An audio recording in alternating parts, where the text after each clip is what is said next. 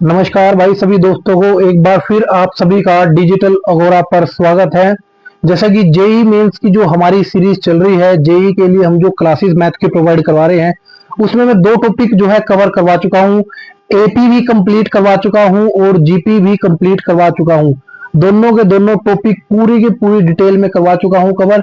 Channel पर आपको इसकी प्लेलिस्ट इजिली मिल जाएगी। प्लेलिस्ट बना रखी है मैंने, आपको वहां पर मिल जाएगी। आज बारी है अपने हार्मोनिक प्रोसेशन की, जो कि बहुत ऐसा एक टॉपिक जिसको लोग नजरअंदाज करके चलते हैं और बहुत कम आपको इसके बारे में जानकारी यूट्यूब पर भी मिलेगी। देखिए हार्मोनिक प्रोसेशन क्या है।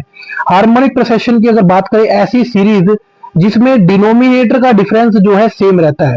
डिनोमिनेटर का डिफरेंस जो है मेरे भाई सेम रहता है। कोई भी हमने सीरीज उठा ली इस तरीके से, जैसे मैं एग्जांपल के तौर पर उठाऊं, आपको शायद यहाँ पर कम समझ में है। ये जो मैंने लिखा है ये 1/x1, ठीक है। जैसे 1/2, कोमा 1/4, कोमा 1/8, कोमा 1/8 नहीं, 1/6, 1/8, 1/10।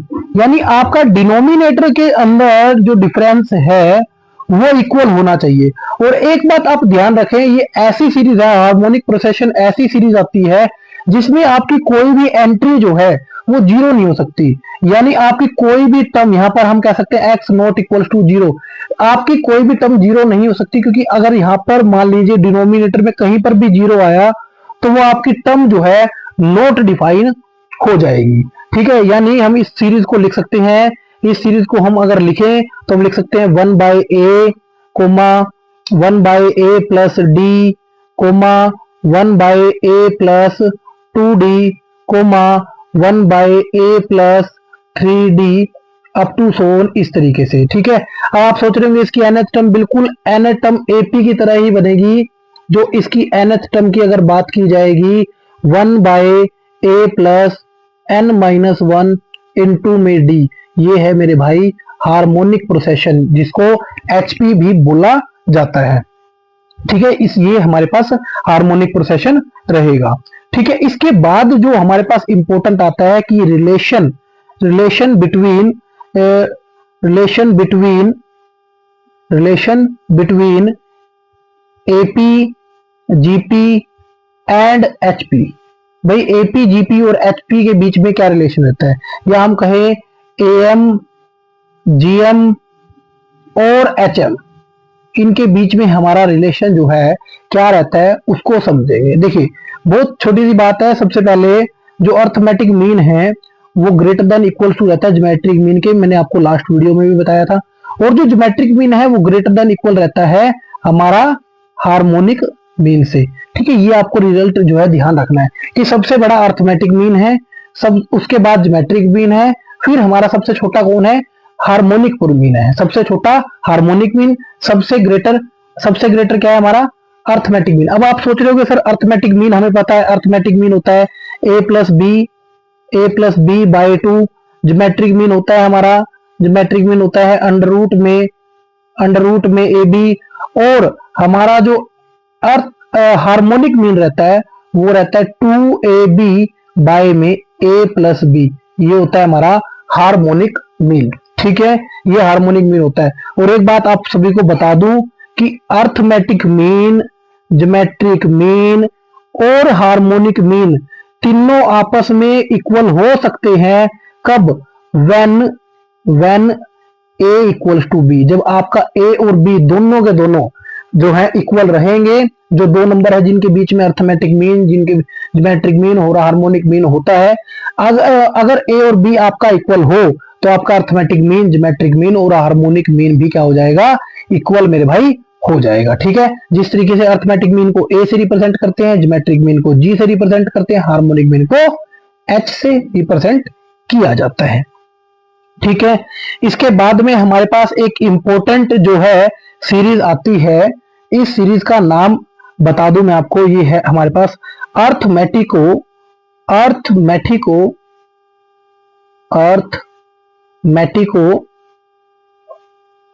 और ज्योमेट्रिक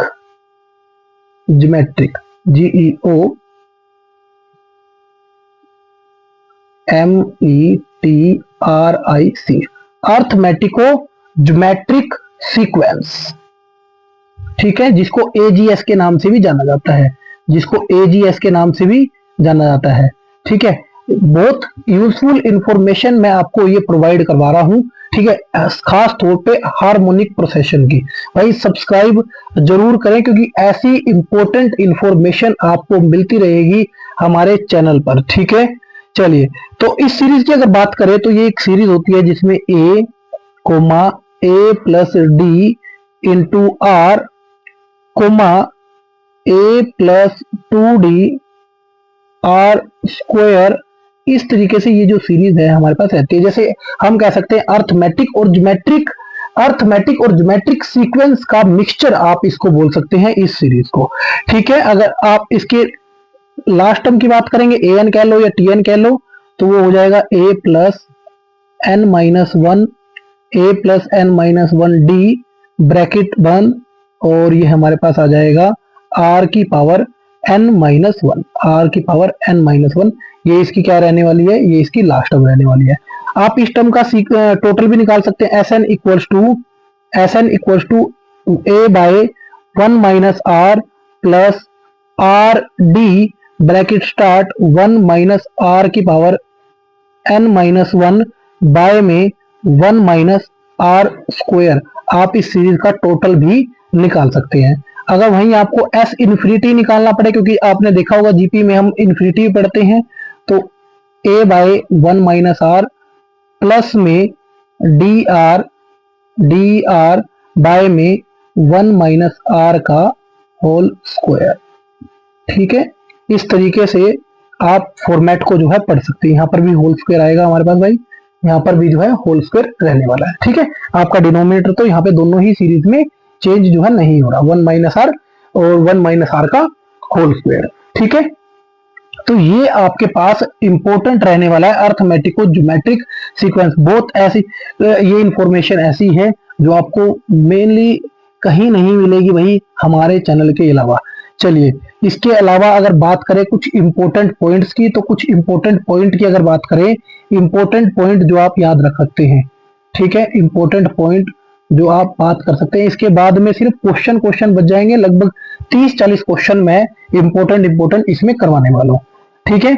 आप ध्यान देंगे, इफ जो इंपॉर्टेंट पॉइंट होगा वही बता रहा हूं, A square B square C square R in AP, अगर आपका A square B square plus C square AP में है, तो हम कह सकते हैं then 1 by B plus C, 1 by C plus A, 1 by A plus B R in AP।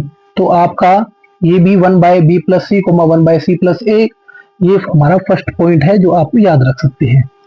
Second important point आप क्या याद रख सकते हैं, अगर आपका A B C R in GP, अगर A B C GP में है, A B C आपके 3 पॉइंट जो है GP में है, तो हम कह सकते हैं then A square B square C square R in GP। तो A square B square C square भी आपका GP में होगा। उसके बाद अगर तीसरे पॉइंट में ही सेम टू सेम बात करें, A B C R in GP, अगर ये GP में है तो अब इसको ऐसे भी लिख सकते हैं, आपका A plus B B plus C C plus A R in GP। ये ऐसे पॉइंट बता रहा हूं भाई जो एग्जाम के अंदर डायरेक्ट आते हैं। आपको दिया होगा A square B square C square R in GP, then 1 by A 1 by B plus C, 1 by C plus A, 1 by A plus B R in dash AP GP HP। आपका इस तरीके से option में ना आता है। ये बहुत इंपॉर्टेंट पॉइंट जो है मैं आपको बता रहा हूं। इसके बाद में अगर बात करें, इंपॉर्टेंट हमारे पास पॉइंट नंबर 4 जो है इंपॉर्टेंट आता है, पॉइंट नंबर 4 की बात करें, अगर आपका A B C R in HP, अगर A B C HP यानी हार्मोनिक प्रोसेशन के अंदर है, तो हम कह सकते हैं B plus C by A, C plus A by B comma A plus B by C R in AP, तो वो हमारा एपी के अंदर में आएगा। ठीक है मेरे भाई, ठीक है। एक लास्ट रिजल्ट बता रहा हूं। लास्ट रिजल्ट क्या है, अगर A B C R in AP, अगर ए बी सी आपका एपी के अंदर है, देन ए बी सी अगर एपी के अंदर है तो 1 by B C comma 1 by A C comma 1 by A B R in GP, तो वो आपका जीपी के अंदर आएगा। और ये मेरे भाई बहुत इंपॉर्टेंट रिजल्ट है, ठीक है, मजाक में मत लेना इसको, ठीक है। जरा ध्यान से और तरीके से अगर पढ़ लोगे, अगर जितना मैंने आपको डाटा करवाया हुआ है, अब आने वाली जो हमारा नेक्स्ट वीडियो जो आएगी, जो नेक्स्ट वीडियो मेरे भाई इसकी आने वाली है, वो उसमें लगाएंगे कम से कम एटलीस्ट 20 क्वेश्चन जेई सेक्शन के, बहुत जबरदस्त जबरदस्त क्वेश्चन, ठीक है। तो चैनल को सब्सक्राइब कर लेना और बेल आइकन को प्रेस कर लेना ताकि आपको नोटिफिकेशन जो है वो मिलती रहे टाइम पर। चलिए भाई, अगर वीडियो पसंद आई हो तो लाइक जरूर करना। मिलते हैं नेक्स्ट वीडियो में। जय हिंद, जय भारत।